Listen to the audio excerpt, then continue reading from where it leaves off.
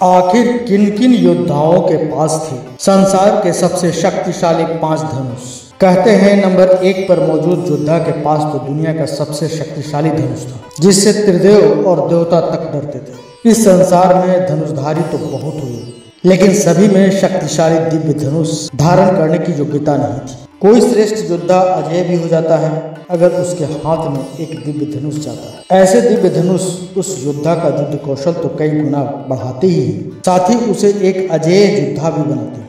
माना जाता है कि एक श्रेष्ठ दिव्य धनुष उसको धारण करने वाले की शक्ति को कई गुना अधिक बढ़ा देता है और युद्ध में उसकी विजय को सुनिश्चित भी करता है। कहते हैं संसार में ऐसे कई दिव्य धनुष मौजूद थे जिनकी प्रत्यंचा से छूटकर साधारण बाणों की गति और उसकी मारक क्षमता भी कई गुना अधिक बढ़ जाती थी। तो इस बात से आप अंदाजा लगा ही सकते हैं जब उन दिव्य शक्तिशाली धनुष से कोई दिव्यास्त्र छोड़े जाते होंगे तो वह किस प्रकार का विध्वंस करते होंगे, और इसका अंदाजा लगा पाना वैसे बेहद मुश्किल है। लेकिन आज के इस वीडियो में हम जानेंगे संसार के ऐसे 5 अति शक्तिशाली दिव्य धनुष के बारे में जो हमारे हिंदू महाकाव्य और धर्म ग्रंथों में सबसे शक्तिशाली माने जाते हैं। यह शक्तिशाली धनुष जिस योद्धा के पास भी गए और उन्होंने उन्हें हमारे इतिहास में एक शूरवीर बना दिया। आज की इस वीडियो में श्रेष्ठ से श्रेष्ठ सर्वश्रेष्ठ शक्तिशाली धनुष के बारे में तो जानेंगे ही, साथ में यह भी जानेंगे कि आखिर उनका निर्माण किस तरह से हुआ और क्या आज भी वो इस धरती पर मौजूद हैं। तो इन शक्तिशाली दिव्य धनुष की श्रेणी में 5वें नंबर पर मौजूद है गांडीव धनुष। गांडीव धनुष का जिक्र सुनते ही सबसे पहले मन में जिस किरदार या योद्धा का नाम आता है वो है अर्जुन। कहते हैं अर्जुन के गांडीव धनुष में 108 प्रत्यंचाएं थी। उनमें से एक तार ऐसा दिव्य था जिसे कोई भी शक्ति नहीं तोड़ सकती थी, और जब कभी भी इस गांडीव से कोई भी बाण चलाया जाता तो वो एक भयंकर गर्जना करता हुआ शत्रु पक्ष को पूरी तरह से मिट्टी में मिला देता था। कहते हैं युद्ध के दौरान धनुष इतना तेज चमकता था कि उसकी तरफ देखना भी असंभव हो जाता था, और इस तरह अर्जुन को भी सहायता मिलती थी क्योंकि सामने वाला विपक्षी योद्धा यह नहीं जान पाता था कि आखिर कौन से दिव्यास्त्र का संधान अर्जुन द्वारा किया गया। लेकिन आखिर गांडीव की उत्पत्ति कैसे हुई थी, इस संबंध में एक खास कथा हमें जानने को मिलती। कहते हैं एक कण्व नामक ऋषि बहुत कठोर तप कर रहे थे। तपस्या के दौरान उनका शरीर दीमकों द्वारा बाम्बी बना दिया गया था। बाम्बी और उसके आसपास की मिट्टी के ढेर पर सुंदर गठीले बांस उग आए, और जब कण्व ऋषि की तपस्या पूर्ण हुई तब ब्रह्मा जी प्रकट हुए। उन्होंने उन्हें अनेक वरदान दिए,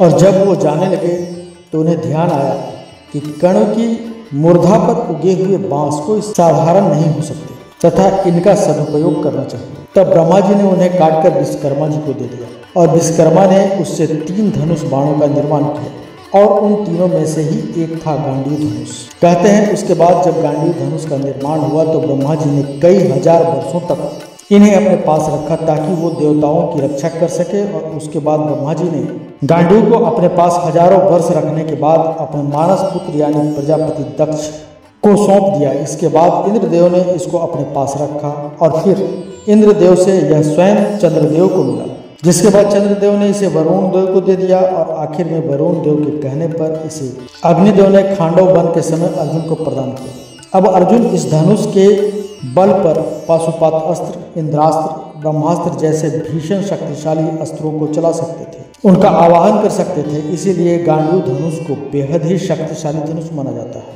इसी श्रेणी में 4थे नंबर पर आता है विजय धनुष। कहते हैं भगवान शिव ने इंद्रदेव से अपने शिष्य भगवान परशुराम को वरदान स्वरूप यह धनुष दिलवाया था। इस धनुष के कारण भगवान परशुराम ने 21 बार क्षत्रियों को धरती से विहीन कर दिया था, और उसके उपरांत यह महान धनुष महारथी कर्ण को प्राप्त हुआ, जो कि स्वयं भगवान परशुराम जी ने ही दिया था। कहते हैं कर्ण के धनुष में ऐसी खूबियां थी जो अर्जुन के गांडीव धनुष में भी नहीं थी। विजय एक ऐसा धनुष था जिसे किसी भी प्रकार का अस्त्र शस्त्र काट नहीं सकता था, नष्ट नहीं कर सकता था। कहते हैं इससे तीर छूटते ही एक भयानक ध्वनि उत्पन्न करते थे। कहते हैं कि कर्ण का विजय धनुष मंत्रों से इस प्रकार अभिमंत्रित था कि वह जिस किसी भी योद्धा के हाथ में होता था उस योद्धा के चारों तरफ एक सुरक्षा का अभेद घेरा बन जाता था, जिसे किसी भी दिव्यास्त्र से भेदा नहीं जा सकता था। और इस संदर्भ में महाभारत युद्ध के 17वें दिन भगवान श्री कृष्ण ने अर्जुन से कहा था कि जिस दिन तक कर्ण के हाथ में विजय धनुष रहेगा तब तक तीनों लोगों के योद्धा भी एक साथ मिलकर भी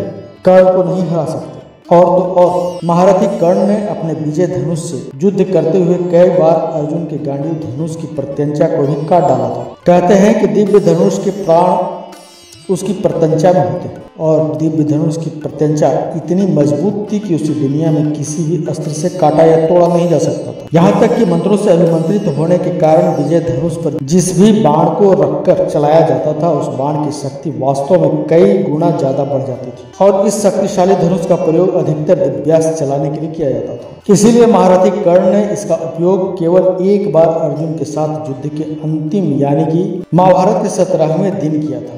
अब बात करते हैं तीसरे नंबर पर मौजूद शक्तिशाली धनुष का। यह कोई और नहीं बल्कि कोदंड धनुष था और यह किसी और का नहीं बल्कि स्वयं प्रभु श्री राम का था। भगवान श्री राम को सर्वश्रेष्ठ योद्धा माना जाता है। हालांकि उन्होंने अपने धनुष और बाण का प्रयोग मुश्किल वक्त में ही किया था। कहते हैं एक बार समुद्र पार करने का जब कोई मार्ग समझ में नहीं आया तो भगवान श्री राम ने समुद्र देव को अपने तीर से सुखाने की सोची। उन्होंने तर्कस से अपना तीर निकाला, बाण संधान किया और इतने में ही समुद्र देवता यानी वरुण देवता प्रकट हुए और उनसे प्रार्थना करने लगे। बहुत अनुनय विनय किया कि भगवान श्री राम जी अपना यह तीर अपने तर्कस पर वापस रख ले, लेकिन बाण चढ़ चुका था। ऐसे में स्वयं भगवान श्री राम को विपरीत दिशा पर उस तीर को छोड़ना पड़ा। कहते हैं आज सहारा के मरुस्थल यानी कि रेगिस्तान जो बने हुए हैं वो सिर्फ और सिर्फ उसी बाण के आघात से क्षीण होकर बने हुए हैं जो स्वयं कोदंड धनुष से छोड़ा गया था। यहाँ तक कि महापराक्रमी रावण का भी स्वयं वध भगवान श्री राम ने उस कोदंड धनुष से ही किया था। श्री राम जी के धनुष को लेकर यह भी कहा जाता है कि उनके पास भगवान विष्णु का सारंग धनुष भी था जो उन्हें स्वयं परशुराम जी ने दिया था। अब सारंग धनुष की बात आई है तो चलिए नंबर 2 की बात करते हैं। वो कोई और नहीं बल्कि सारंग धनुष ही है। कहते हैं यह भगवान विष्णु जी के धनुष का नाम था सारंग। सारंग धनुष बेहद ही शक्तिशाली धनुष था। देवताओं के अस्त्र और शस्त्रों के निर्माता विश्वकर्मा जी द्वारा इस सारंग धनुष को तैयार किया गया था। यह धनुष भगवान शिव जी के पिनाक धनुष जैसा ही शक्तिशाली था। यह धनुष भगवान विष्णु जी को अत्यंत प्रिय भी था। कहते हैं यह धनुष धीरे धीरे ऋषि मुनियों तक पहुंचा। उसके बाद यह परशुराम जी को प्राप्त हुआ और द्वापर युग में आते आते यह स्वयं भगवान विष्णु के ही अवतार यानी भगवान श्री कृष्ण को स्वयं परशुराम जी द्वारा दिया गया और इससे उनके जीवन का उद्देश्य भी बदला था। सिर्फ यही नहीं, कहा यह भी जाता है कि भगवान श्री कृष्ण के पास जब यह आया था तो उससे पहले स्वयं भगवान श्री कृष्ण ने लक्ष्मणा के स्वयंवर की शर्त इसी धनुष के माध्यम से पूरी की थी और इसी धनुष के माध्यम से उन्होंने कई सारे युद्ध भी लड़े थे जहां उन्होंने हर युद्ध को जीता था। लेकिन अब बात करते हैं नंबर 1 पर मौजूद सबसे शक्तिशाली धनुष। ये कोई और नहीं बल्कि पिनाक धनुष था और इसको चलाने वाले योद्धा कोई और नहीं बल्कि स्वयं देवों के देव महादेव भगवान शिव।